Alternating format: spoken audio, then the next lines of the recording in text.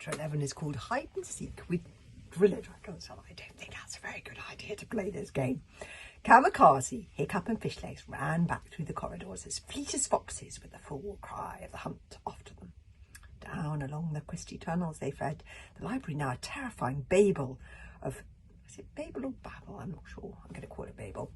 Of screaming and roaring and shouting, all echoing each other in a confusing pandemonium of noise so loud that it tore the ears and pierced to the very backbones. "Ooh," squealed Sawfly happily. "What are we playing now? Is it hide and seek?" "Ooh, I love hide and seek." "We're playing run away as fast as you can from the homicidal dragon monsters," panted Fishlegs. Again, I just can't believe my bad luck. "Up here, it's a shortcut," yelled Kamikaze. They scrambled up a rickety ladder, extraordinarily tall, up through a hole in the roof.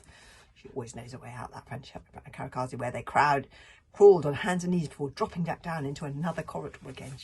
She's not out, is it? It's just in another part of the maze. They rounded a corner to find a crouching driller dragon poised to spring.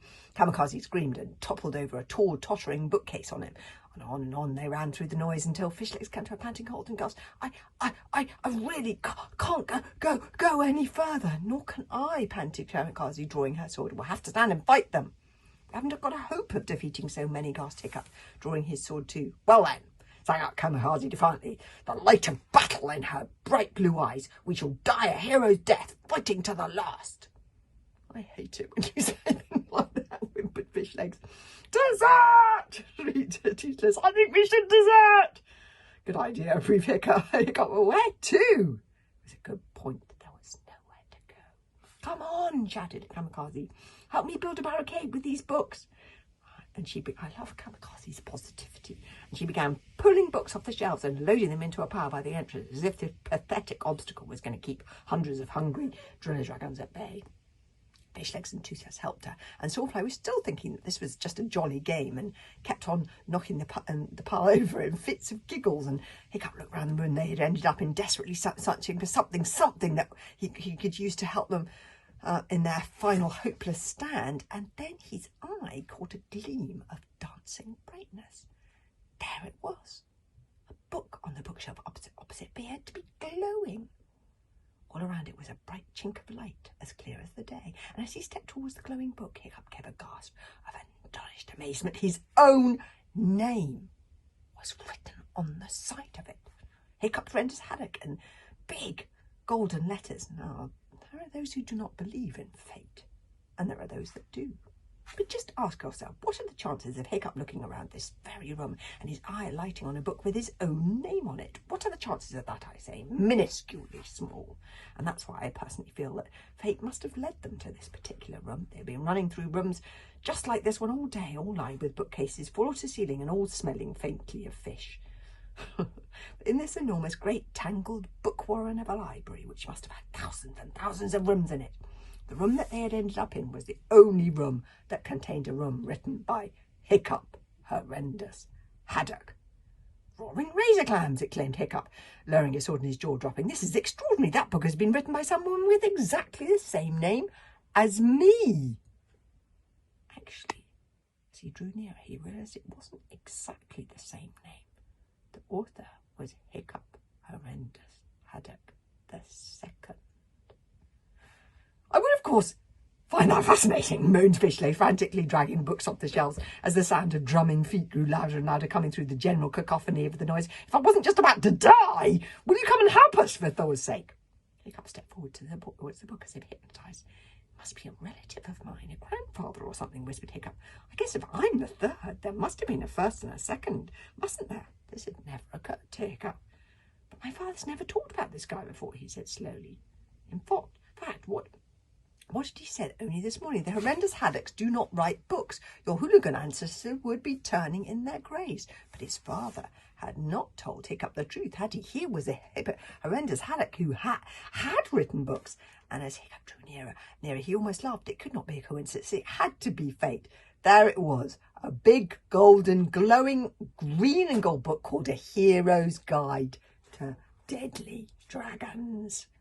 Hiccup Prentice had it the second. It was exactly the same name as the book Hiccup had been writing himself for the last 6 months in that scruffy old exercise book that Stoic had confiscated only that morning.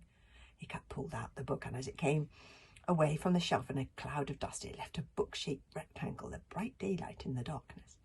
A Hero's Guide to Deadly Dragons was the only real book on the shelf. The rest were fake, false backs of books, only centimetres deep, stuck into the wooden rows. There was a loud click, and smoothly, quietly, the entire bookshelf swung open like a door. The door was stuck a little on the library floor, and Hiccup dragged it open. As he pulled it wider, beautiful, bright daylight and air as fresh as a gulp of water poured into the room. There's the bookcase. Can you see the book in the centre that Hiccup Prentice had at the second row? It's glowing.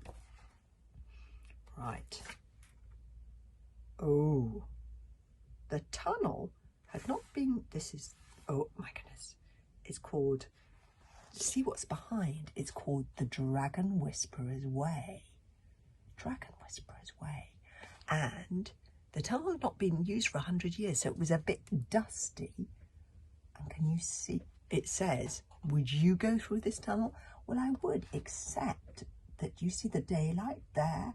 Almost looks like an eye, doesn't it? That's amazing. That's the daylight. But what is hanging in between them and the daylight? What are those creatures you see? Behind that bookshelf door was a short tunnel, and at the end of the tunnel was a glorious blue circle of sky. Scrawled on the inside of the door were the words, "The Dragon Whisperer's Way." Wow. Kamikaze and Fishlegs stopped their frantic efforts to build a wall out of books, and their jaws flipped downwards in astonishment. Kamikaze gave a joyous shout and ran across the room, intending to climb up into the tunnel. But Hiccup yelled out in alarm and drew her back, for even through the dazzle of the daylight, he could see that the tunnel was not empty. There was a whole heap of sleeping dragons in there, each the size of a largest newt. "Let me go," gasped Kamikaze. "They're only tiny dragons. They're quite sweet, really." "Trust me," said Hiccup grimly, "those are not sweet. Those are poisonous piffleworms. But those, they do not wake them." Kamikaze, Fishlegs and Toothless froze in horror. If a piffleworm bites you, you have roughly 1/4 of a second to curse your bad luck before you fall to the ground as dead as a dodo. How do you deal with a poisonous piffleworm? I'll leave that there. Lots happened to me to discover that Hiccup's got a secret ancestor that we've never heard of, actually 2. But now we need to know how you deal with a poisonous piffleworm. And I think we did say that earlier on. Were you concentrating?